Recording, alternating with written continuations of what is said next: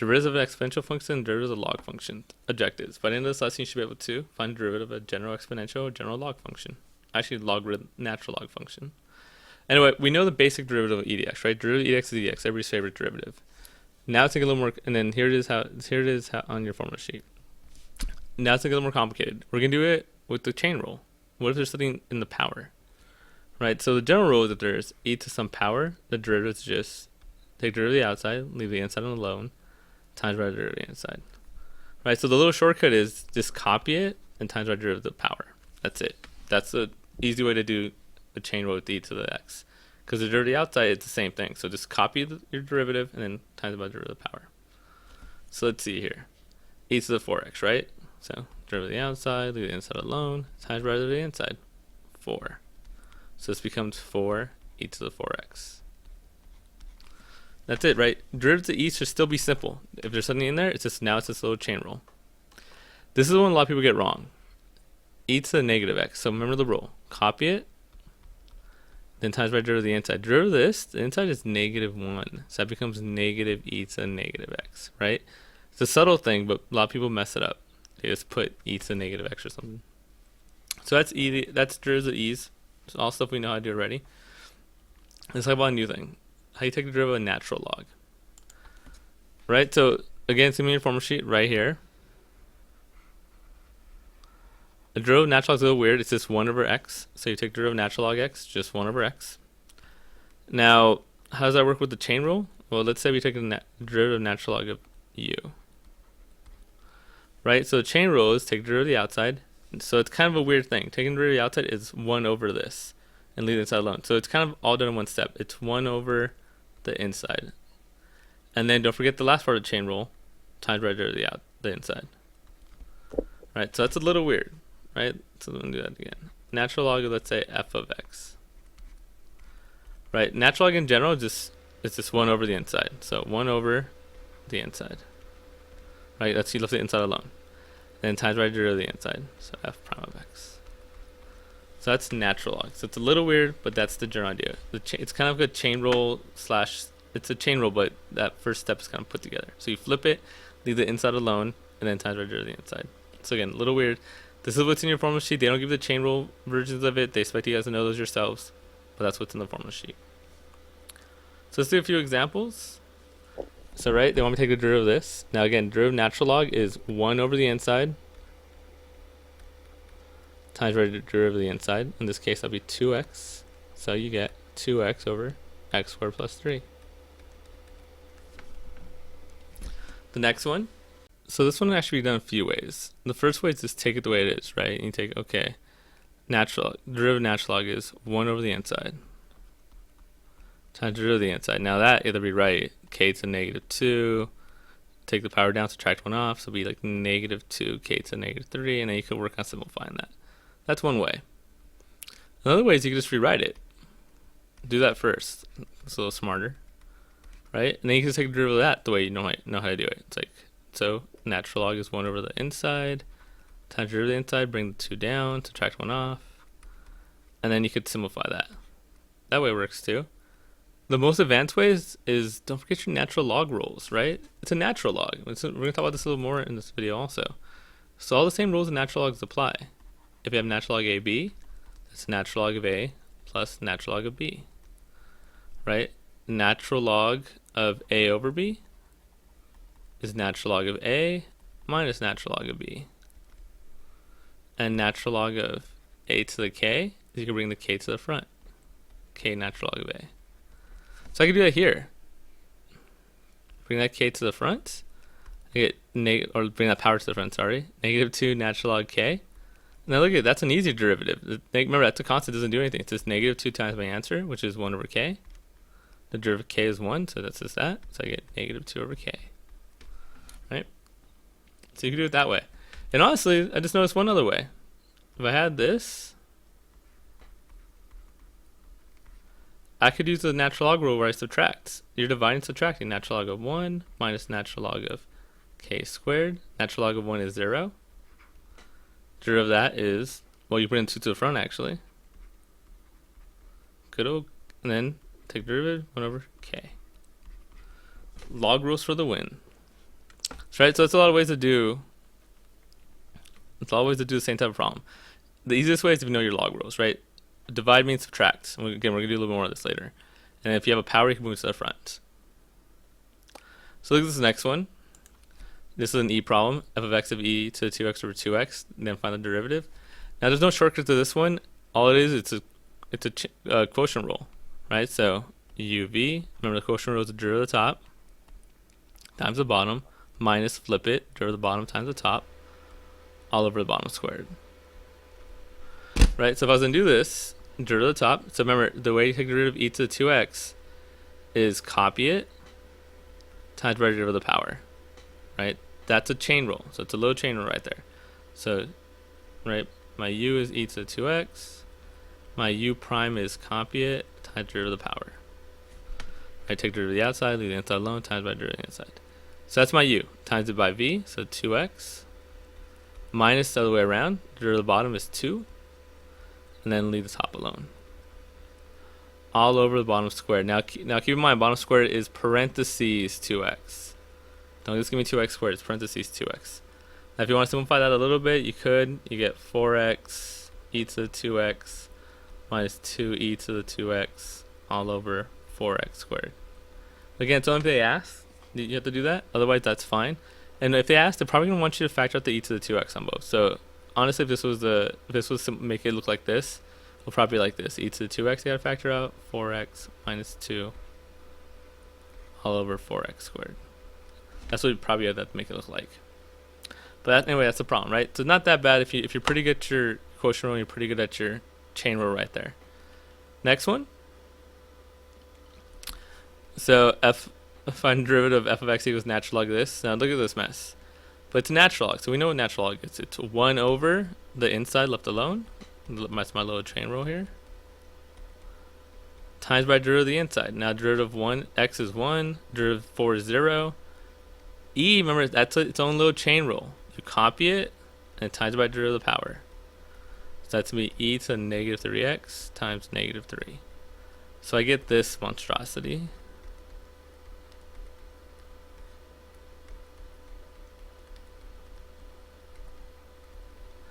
And I forgot an x right here. Sorry about that. So we have that, and then notice they want f prime of 0. So we want, again, that one's plug-in 0. Sometimes people start setting stuff equal to 0. That's plug-in 0. If I said this, then you set equal to 0, right? So it's a very big difference. That gets plugged in. So you plug in 0 here. You basically get, I'm showing a lot more work than I expect you to. E to the 0 over 0, there goes there too, plus 4 plus e to the 0. Anything to the 0 power is 1, except for 0. So you just get 1 minus 3 over 4 plus 1. Almost forgot the 1 right there. So 1 out of 0. And you get negative 2 over 5. Right, so again, just take a derivative. Natural log is this 1 over the inside times the derivative of the inside, right? The chain rule part. Don't forget about the derivative of the inside. And that's itself, it's a little chain rule. It's a chain rule inside a chain rule, right? But these should be easy. Just copy them and then times by derivative of the power. So let's look at this one. Now, we don't always have to jump the gun with our e, or let's look at some e rules basically. So we're looking at this one. Look at this. If you start going, okay, derivative of natural log is 1 over blah blah blah. Hold up. Natural log and e cancel each other out. This is just a derivative of 2x. So it's 2, right? Don't forget your natural and your e rules, right? Natural log of e equals 1. E to natural log, same idea, just equals x. That's what we're going to use actually very soon right now. Right, so don't forget all those basic rules. And like I mentioned, let's try to use this one right here. F of x equals e to the 3 natural log x squared. That looks disgusting, right? Like it's all, I'm going to copy it and times the derivative of that, and that's its own mess. But don't forget, if you have e and natural log next to each other, they cancel out. Now that doesn't count because there's 3 in the way. Right now I have this. So I can't cancel them out because that 3 is in the way. Pesky 3. But don't forget my favorite rule of logs. If you have natural log a to the k, you can bring the power to the front or vice versa. Let's bring this 3 up here. So you get e to natural log x, remember powers multiply like that to the 6. These cancel, and you just get f of x equals x to the 6. Take the derivative, bring 6 down, subtract 1 off. 6x to the 5th. That's the derivative. Right, so it's so much easier if you know your log rules. Right, so all the basic ones, the natural log cancel out, adding, subtracting, adding, multiplying, subtracting, dividing, yada yada. Let's do a couple more. This first one here. Right now, there's no shortcut out of this one. You just take the neat one. But remember, e shouldn't be that bad. You just copy it. Then times by derivative of the inside. Derivative of 1, 0. Derivative of that is negative 4x. So if you want to make it a little prettier, you can do this. Again, unless they ask you, you don't need to. Now you look at this one. Right? Hold up for a second. You're multiplying two things. This is a product rule. Right? You're multiplying, product rule. I don't want to do that up here. I don't know. I don't have anything up there. Remember, that's very different because it's an x and an e to the x. If I had something like this, not a product rule because that's a constant. I don't have to worry about it. Product rule. So, right? Product rule is derivative of the first one, so 3x squared times the second left alone plus derivative of the second one. Now, remember, that right there, that's a little chain rule. Right? E's are always a chain rule, so copy it times by derivative of the inside times the second one left alone. So that's your answer. Again, let's say you want it prettier. If they do, then you could do, let's simplify a little bit. That's going to be negative x cubed e to the negative x. Again, only if they ask. Even though you could still factor out the e to the negative x if you wanted to. Probably factor out some more anyway. I'm going to stop going because I'll just go down rabbit hole of factoring. So let's look at this one. Now, again, we could do this 1 over the inside times the derivative of the inside, which is pretty much it's another product rule like we did earlier. Or we use limit laws. Right? They're multiplying. That's addition. So you have natural log of x plus natural log of e to the negative x. And it gets even better. Natural log of e cancel out. This is just natural log of x minus x. Now before you go, you're like, okay, done. Don't forget, we just did algebra. The question was the derivative. Well, it's up there. You still have to take the derivative of this, so don't get all excited with your algebra. You still take the derivative.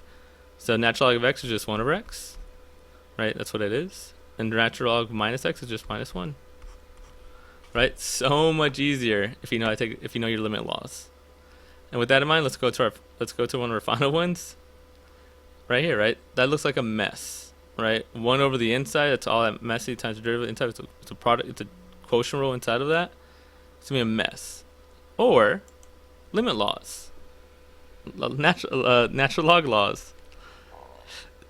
Right? Remember, top is addition, so natural log of x. Anything being divided is subtraction. Minus natural log of x plus 2 minus natural log of x plus 2. X minus 3, sorry. Right? Look how much easier of a problem that is. It's because we know our natural log laws. Right? So now, this, remember, natural log is this 1 over the inside times the derivative of the inside. Sending over here, 1 over the inside times the derivative of the inside, in this case 1. And sending over here, 1 over the inside times the derivative of the inside, 1. These reduce right here. And you just get 1 over x minus 1 over x plus 2 minus 1 over x minus 3. Look how easy that is, just because we know our natural log laws.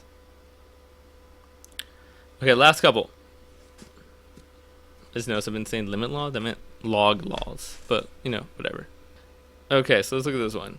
Find the gradient of the tangent line to the tangent y equals x natural log x to the point where x equals e.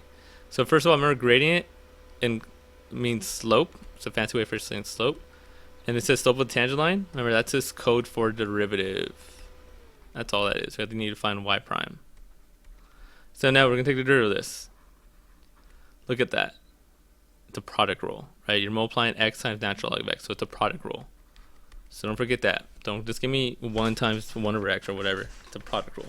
So derivative of the first one, derivative of x is 1 times the second left alone plus derivative of the second. Remember, derivative of natural log is 1 over x times the first left alone.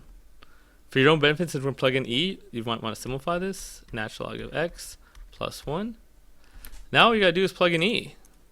Right, well, plug E in. Natural log of E plus 1. Natural log of E cancel, you just get 1 plus 1 is 2. Right? Nothing to it. Last one. The amount of coffee in a cup in ounces is modeled by B of t 16 minus 16 e to the negative 0.4 t. Use this model to find the rate of which the coffee is changing when t equals 5. Right? So we want to find the rate at which the coffee is changing at t equals 5. But you know what they're asking for? We only want to know how fast it's changing at 5. That's the instantaneous rate of change. If that word sounds familiar, it's because it is. It's the derivative. Right? So anytime I want to figure out how something's moving or changing at a certain time, it's called the instantaneous rate of change. That's just a derivative. So we're going to take a derivative of this and then plug in 5.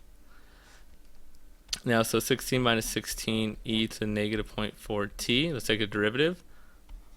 Right? The derivative of 16 is 0, goes away, so it's a constant. Remember the way you do the e, just copy it, right? Constant, that's just constant too, so copy it. Times the derivative of the power, in this case would be negative 4, negative 0.4. And after we do that, we just plug in 5. So my answer is going to be negative 16 e to negative 0.4 times 5 times negative 0.4. And if you want to simplify, you actually can. Negative 16 e negative 0.4 times 5 is 20 or 2.0. So negative 2 times negative 0.4. That's 4 over 10 times 16, and this is fine. Okay, we're done.